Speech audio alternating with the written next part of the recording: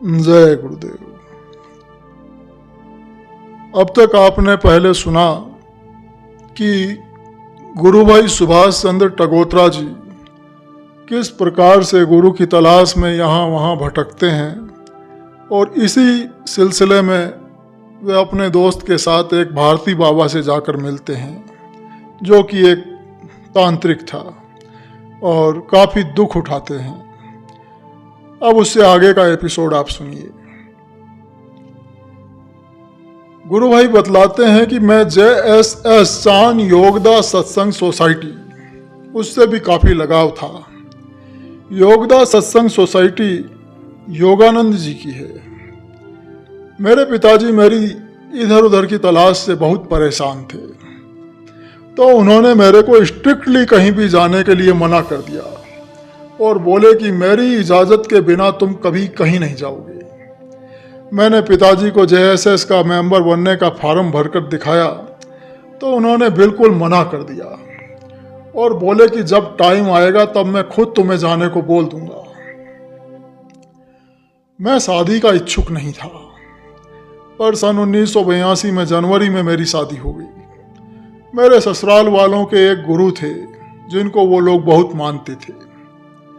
एक बार जब मैं अपनी ससुराल गया तो मेरी पत्नी और मेरा साला गुरु के पास मुझे लेकर गए। घर के पास ही उनका आश्रम था। वहाँ पर पहले से ही काफ़ी लोग बैठे हुए थे।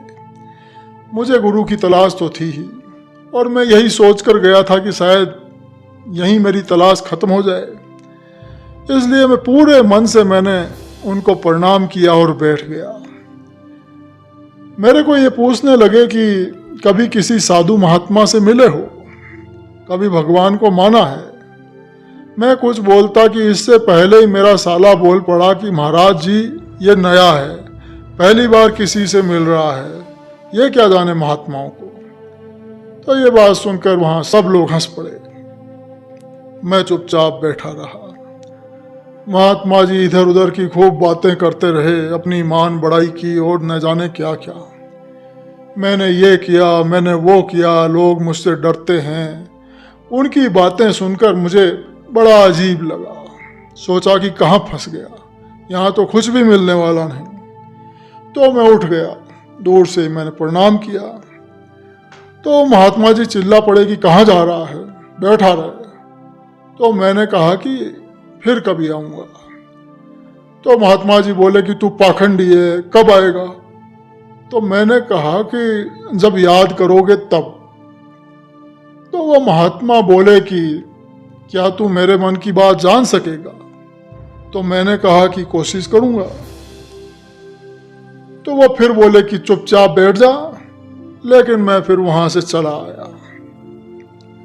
तो घर में मेरे ससुराल वाले कहने लगे कि आप महात्मा जी से फालतू बात करके आए हैं। दूसरे दिन मेरा साला जब उन महात्मा जी के पास गया तो महात्मा जी ने उससे कहा कि वो मेरे को बुला कर लाए।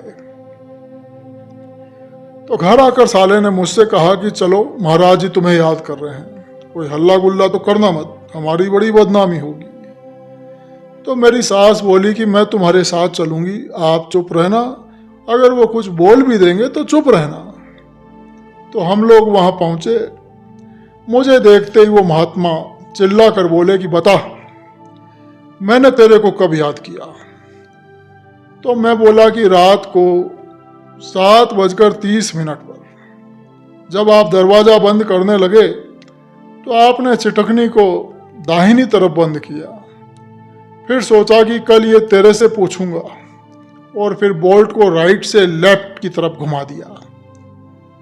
यह सुनकर बाबा उछल पड़े और बोले कि तू कैसे ये जान गया, बता तेरे पास कौन सी सिद्धि है। तो मैं बोला कि आप मेरी बात का उत्तर दो, मैं सही कह रहा हूं या गलत।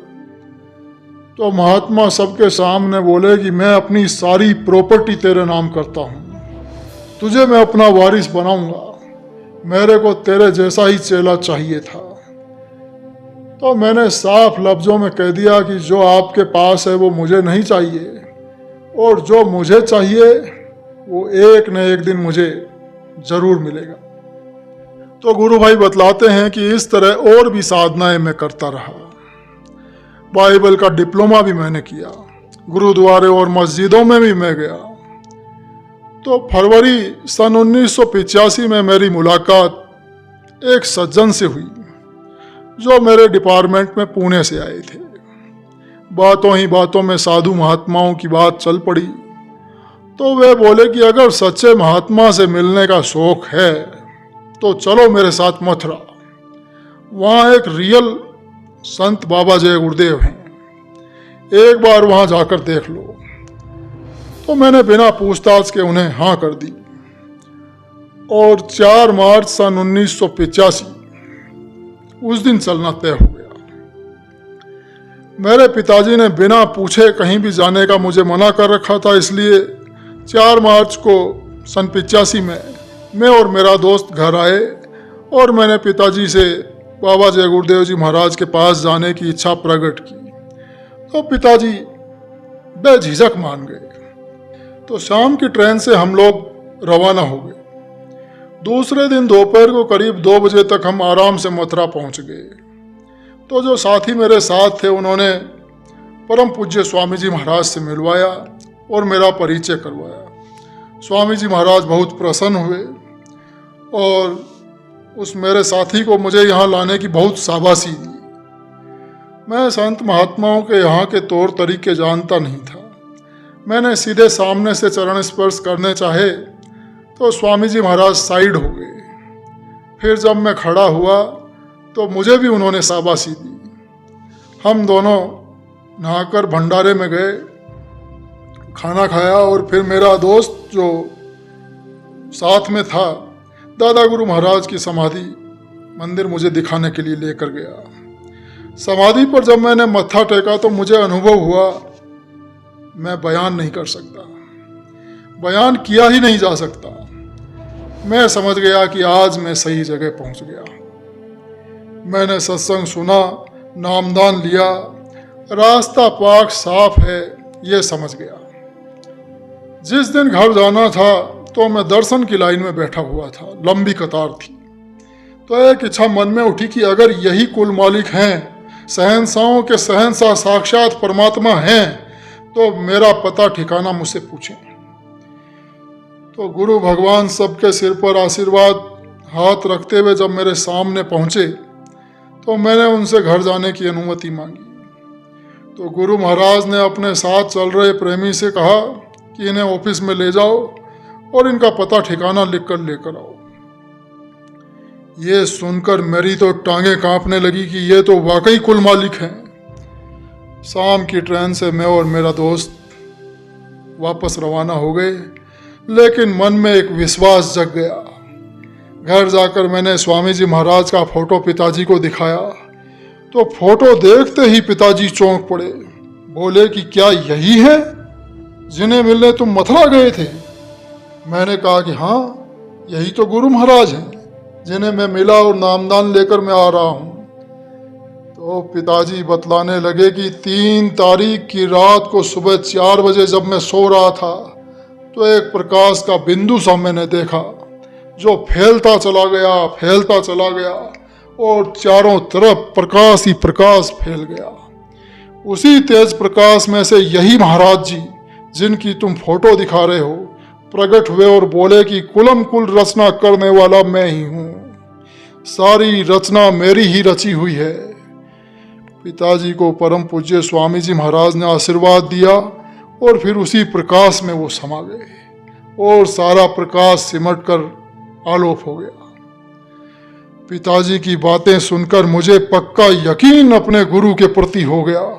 मैंने फौरन फैसला कर लिया कि पहले जो भी साधनाएं मैंने की हैं सब साधनाएं मैं आज ही समाप्त करता हूँ। अब केवल गुरु महाराज के बताए हुए रास्ते पर ही मैं चलूँगा। पिताजी ने बतलाया कि अब भी जब कभी आंखें बंद करता हूँ तो वही नूरानूर और चेहरा सामने मेरे आने लगता है। मैंने कई संतों की जीवनियाँ पढ़ी और एक ही बात का पता चला कि करता करे न कर सके, गुरु करे सो होए। गुरु भाई टगोत्रा जी बतलाते हैं कि भाई साहब मेरे डॉक्टर हैं।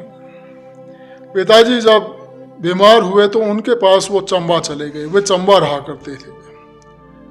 तो जुलाई सन 1985 में पिताजी को पीजीआई चंडीगढ़ में एडमिट करवाया गया। तो उनके टेस्ट हो रहे थे। उन्हें दमे की परेशानी हो रही थी। मेरे को जब पता चला उनकी तबीयत के बारे में तो मैं फौरन उनके पास पहुंच गया। तो एक दिन पिताजी के पास लेटकर मैं भजन कर रहा था। तो मुझे लगा कि पिताजी अब ज़्यादा दिन नहीं रहेंगे। तो मैंने पिताजी से बात की कि अब तो आपके पास ज़्यादा समय नहीं है, आप तो जाने की तैयारी करो। पिताजी को डिस्चार्ज करवा कर भाई साहब अपने साथ चंबा ले गए, क्योंकि उन्हें डेली ऑक्सीजन लगानी पड़ती थी ताकि वो आराम से सांस ले सकें। और मैं वापस चला आया। पिताजी को बोलकर आया कि जब मेरी ज़रूरत महसूस करना तो फ़ोन करवा देना, मैं तुरंत चला आऊँगा। तो नवंबर सन 1985 के मध्य में भाई साहब का मेरे पास एकाएक फ़ोन आया एक दिन कि पिताजी तुम्हें बुला रहे हैं। तो मैं अपनी पत्नी और बेटी को लेकर पिताजी के पास पहुंचा। तो पिताजी शरीर से काफ़ी कमज़ोर हो गए थे।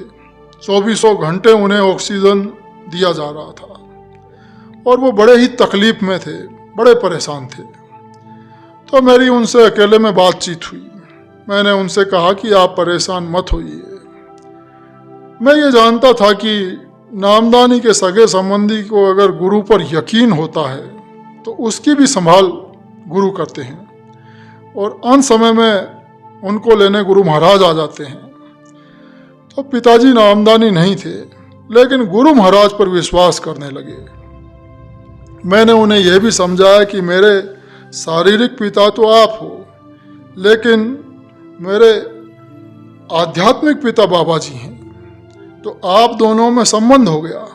और सबसे बड़ी बात तो ये रही कि मुझे दर्शन देने से पहले बाबा जी ने आपको दर्शन दिए। तो आप उन्हें चाहे जिस नाम से पुकारें, पर सकल बाबा जय गुरुदेव जी महाराज की ही याद करें, जिस रूप में आपने उनका दर्शन किया था। तो पिताजी मेरी बात मान गए और बाबा जय गुरुदेव जी महाराज का ध्यान करने लगे। ऐसा करने से उनको स्वामी जी महाराज का साक्षात दर्शन हुआ, जैसा कि उन्होंने बताया। उनकी रूह ऊपर चढ़ने लगी और वो समाधि अवस्था में रहने लगे। उनकी दृष्टि खुल गई। एक दिन मैंने पिताजी से कहा कि जब स्वामी जी महाराज आएं तब उनसे पूछिएगा कि आप हमें ले चलने की मौज कब करेंगे। तो पिताजी फिर समाधि में चले गए और जब समाधि से जगे तो मैंने पूछा कि स्वामी जी से बात हुई। तो वो बोले कि मेरे पूछने पर स्वामी जी महाराज ने कहा कि तुम चिंता क्यों करते हो, मुझे तुमसे ज़्यादा तुम्हारी चिंता है। तो मैंने पिताजी से पूछा कि मरने के बाद पिंडदान बरसी जो किया जाता है, क्या वो जीव को मिलता है, ये भी पूछिए। तो पिताजी हंसने लगे और बोले कि मैं भी सारी उम्र यही मानता रहा और करता रहा, पर असल बात यह है कि जीव को कुछ नहीं मिलता, यह सब बाहरी दिखावा है। पिताजी ने मुझसे कहा कि मेरा शरीर छूटने पर घर वाले जो भी करें तुम चुप रहना, क्योंकि तुम्हारी बात कोई समझने वाला नहीं है। तो मैंने पिताजी की बात मान ली और मैंने उनसे कहा कि जिस दिन बाबा जय गुरुदेव जी महाराज आपको दर्शन देंगे उसी दिन आप चले जाओगे। पिताजी ने घर वालों को बोल दिया कि मेरा शरीर छूटने पर मुझे यहीं पर जला देना, अपने घर ले जाना जरूरी नहीं है। हालांकि पिताजी को रोज 24 घंटे ऑक्सीजन दी जा रही थी, इसलिए भाई साहब और दूसरे डॉक्टरों की राय थी कि जब इनका अंतिम समय आ जाएगा तो शरीर नीला होने लगेगा और पूरी बेहोशी हो जाएगी। तो 48 से 72 घंटे कोमा में रहने के बाद इनका शरीर छूटेगा। तो मैंने भाई साहब और दूसरे परिवार के लोगों को बोला कि पिताजी कभी भी बेहोशी की हालत में नहीं जाएंगे, ये याद रखना। बाबा जय गुरुदेव जी महाराज स्वयं इन्हें लेने आएंगे। मेरी बातों पर किसी ने विश्वास नहीं किया। 26 नवंबर सन 85 की बात है। सुबह 4 बजे जब मैं पिताजी के बेड पर बैठकर सुमिरन कर रहा था तो पिताजी बोले कि देखो वो आ गए हैं, क्या नूर ही नूर है। धन्य भाग मेरे। ये आवाज़ सुनकर भाई साहब जाग गए और बोले कि पिताजी कौन, यहाँ तो कोई भी नहीं आया है। तो पिताजी हंसे और बोले कि देखो ये रहे सफ़ेद पोशाक पहने, नूर ही नूर है, नूर ही नूर है। मैं चुपचाप सुमिरन करता रहा। सुमिरन पूरा होने पर मैंने पिताजी को जगाया और पूछा कि क्या बाबा जय गुरुदेव जी महाराज के दर्शन हुए, क्या गुरु भगवान के दर्शन हुए? तो वे नम आँखों से बोले कि हाँ, आज दर्शन हो गए, अब चलने की तैयारी है। सुबह पूरे होश हवास में उन्होंने करीब 8:30 बजे शरीर त्याग दिया। सब लोग ये नज़ारा देखकर हैरान थे। घर में रोना मच गया, लेकिन मैं जानता था कि गुरु महाराज उन्हें अपने धाम ले गए। तो ये वाकया आपने गुरु भाई सुभाष चंद्र टगोत्रा जी का सुना, किस प्रकार से वे गुरु की तलाश में थे। कई दूसरे बाबाओं से, तांत्रिकों से भी उनकी मुलाकात हुई, किस प्रकार उन्हें गुरु महाराज मिले और किस प्रकार गुरु महाराज से उन्होंने नामदान लिया और किस प्रकार उनके पिताजी पर भी, जो नामदानी नहीं थे, उन पर भी गुरु महाराज की कैसी कृपा हुई। धन्य है गुरु महाराज।